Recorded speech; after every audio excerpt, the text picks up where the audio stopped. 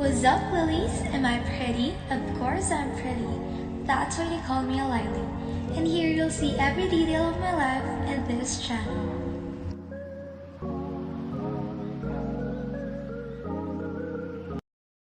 Magandang morning everyone. At ito na nga at nagbabalik ang paborito nyong kakwentuhan tuwing hapon, DJ Hana. At ito na nga at may bagong kwento tayong mapapakinggan na tsak magpapaluha at magpapakirot sa ating mga puso. Nagmula ito sa ating sender na si Nicole at ito ay sisimulan ko sa Dear DJ Hana. Bata pa lamang ako DJ ay marami na akong karanasang hindi dapat nararanasan ng isang muwang na kagaya ko.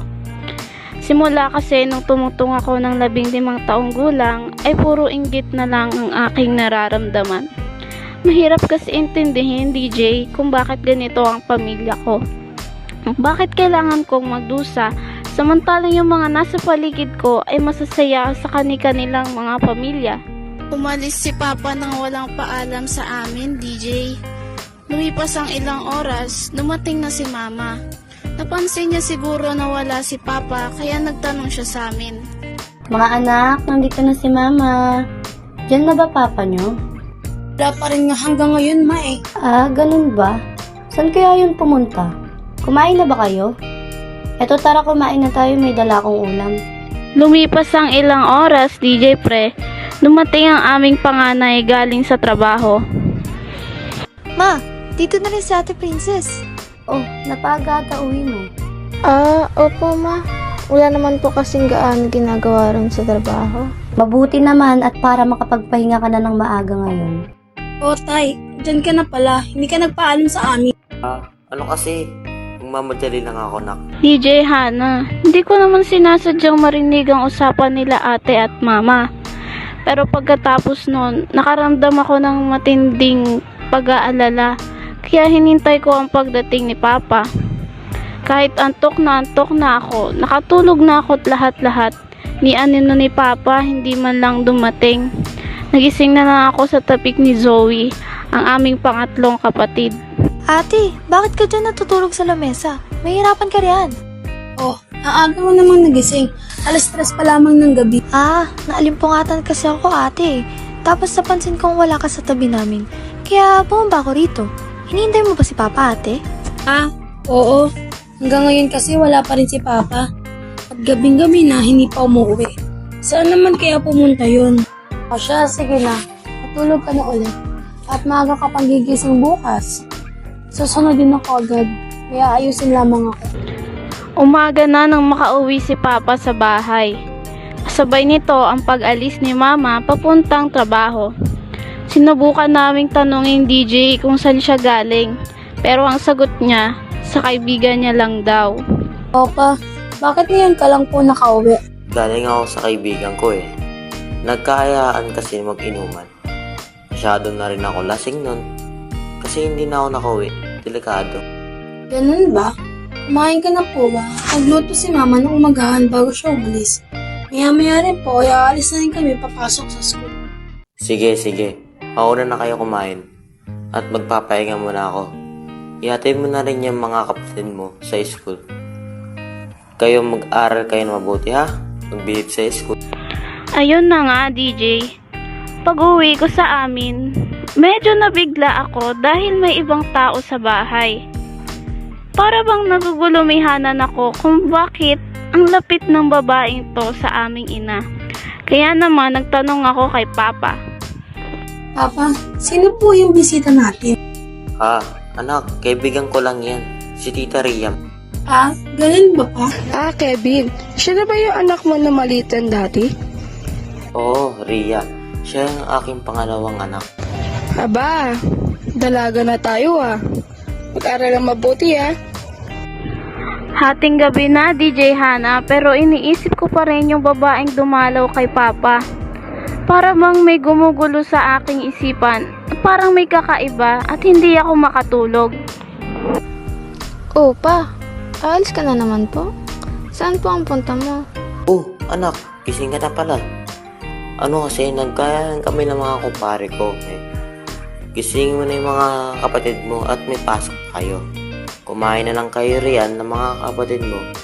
Isingin mo na rin yung papa mo para may kasabay kayo kumain. Aalis na ako anak. Nagmamadali yung papa. Sige po pa, ingat po kayo. Sinunod ko si Papa at ginising sila Mama. Oh, princess, asan ang papa mo? Umalis ulit? Umalis po siya ng maaga, ma. Pupunta raw po siya sa mga kumpare niya dahil nagkayayaan daw po. Bakit ang aga na naman umalis ng papa mo? Hindi man lang ako ginising at nagpaalam. Nagmamadali nga po siya, ma eh. Hindi na nga rin po siya sumabay kumain at pinagising na lang po kayo sa akin. Talaga yung papa mo kahit kailan aba.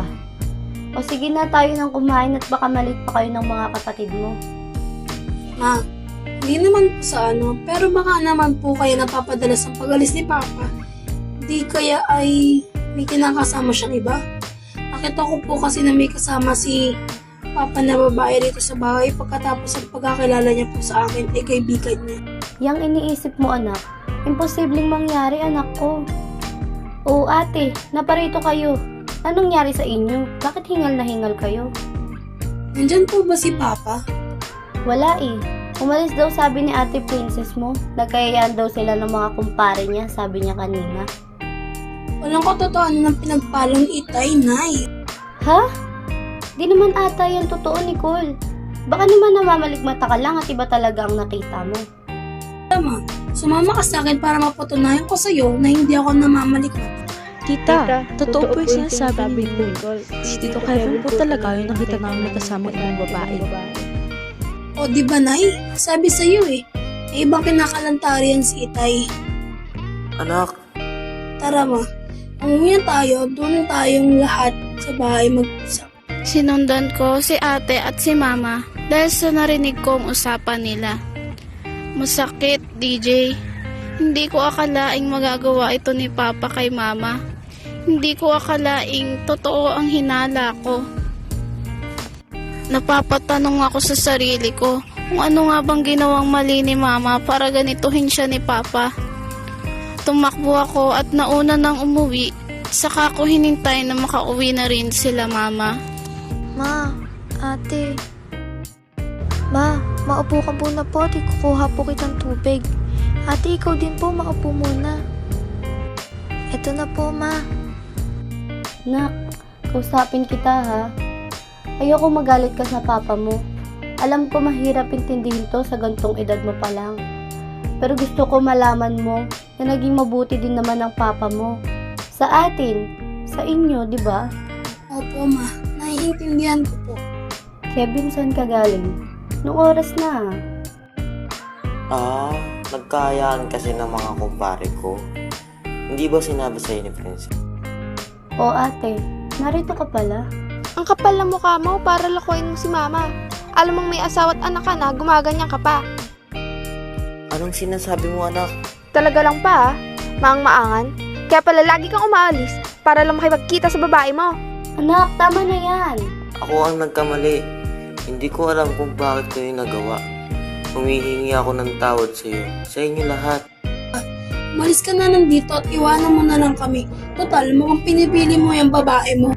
Anak, tama na yan. Pa, bakit mo kasi nagawa kay Mama yun? May kulang pa ba at gusto mo pang maghanap ng iba? Humihingi ako ng tawad na hindi ko sinasadyang magawa ito. Anong hindi sinasadya?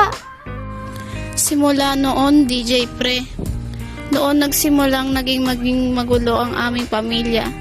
Noong nalaman namin na may iba pa ng kinakasama si Papa. Kinabukasan, DJ, hindi umalis si Papa. Ang sabi niya, mabawi raw siya sa lahat ng oras na hindi namin siya kasama.